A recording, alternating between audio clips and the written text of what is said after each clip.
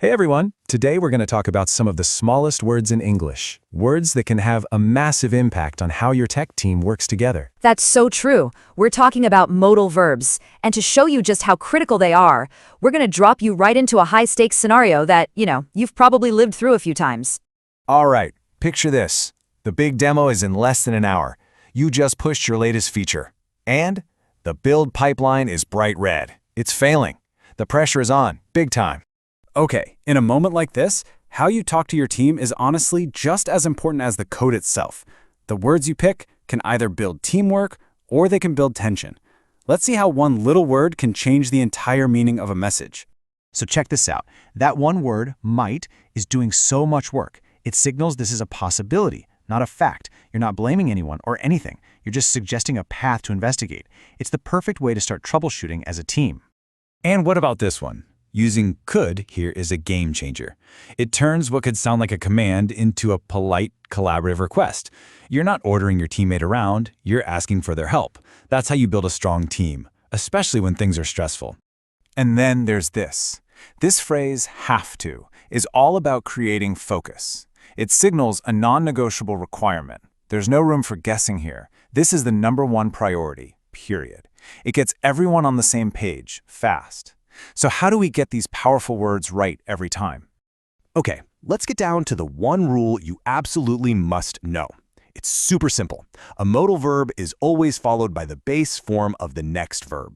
That means no to, no s, and no ing. That's it. That's the foundation for everything else. Here's a super common mistake we see. You'd never say she can runs, right? It's always she can run. Same thing with he must to fix. Nope, it's he must fix.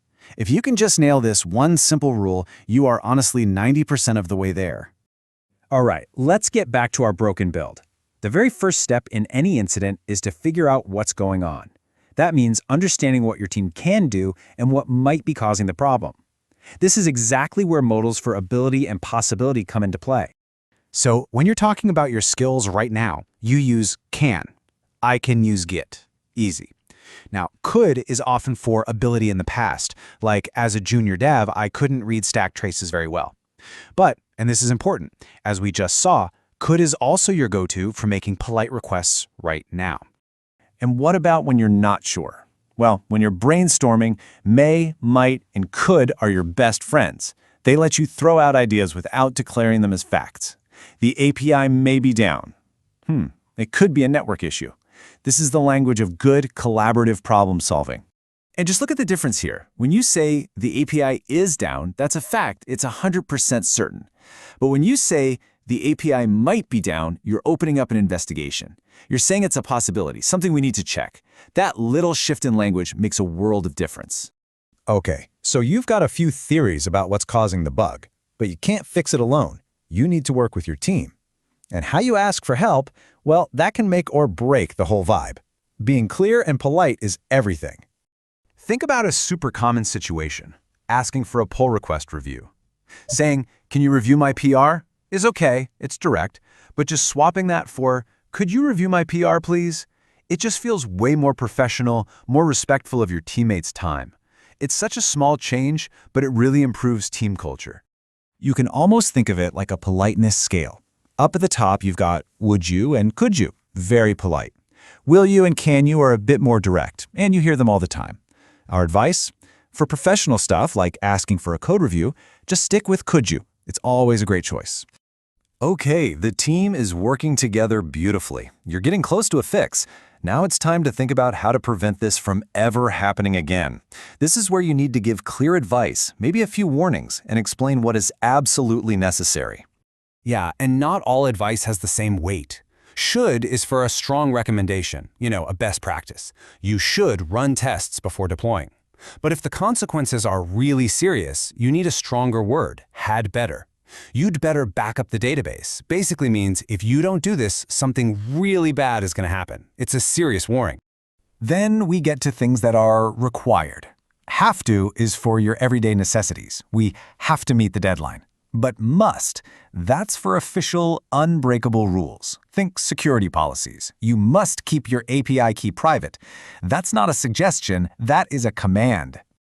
Okay, everyone, listen up, because this slide is so important. People mix these up all the time. Must not means something is forbidden, prohibited. You must not share passwords. Full stop.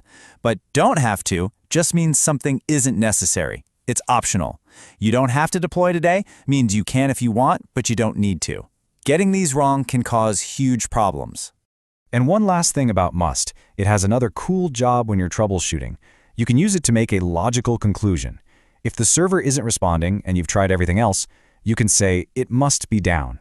You're basically saying, based on all the evidence, this is the only logical answer. So there you have it, a whole toolkit of words to help you communicate clearly, especially when the pressure is on. You can talk about possibilities, make polite requests, and set clear rules. You're ready. It's time to fix this thing. All right, let's do a super fast recap. For ability and requests, you've got can and could. For possibility, you've got may, might, and could. For giving advice and setting rules, you've got should, had better, have to, and must. And for teamwork, remember could you and let's. Got it? Good. Okay, so here is your challenge. We want you to put this into action right now. Imagine that build is still failing. I want you to open a chat window and write an 8-line message to a teammate to solve it. Make sure you use 2 modals for possibility, 2 polite requests, and 2 for advice or necessity. This is how you really learn it. So, you've got the toolkit. The build is broken. That demo is just around the corner. What's the very first thing you're going to type to your team?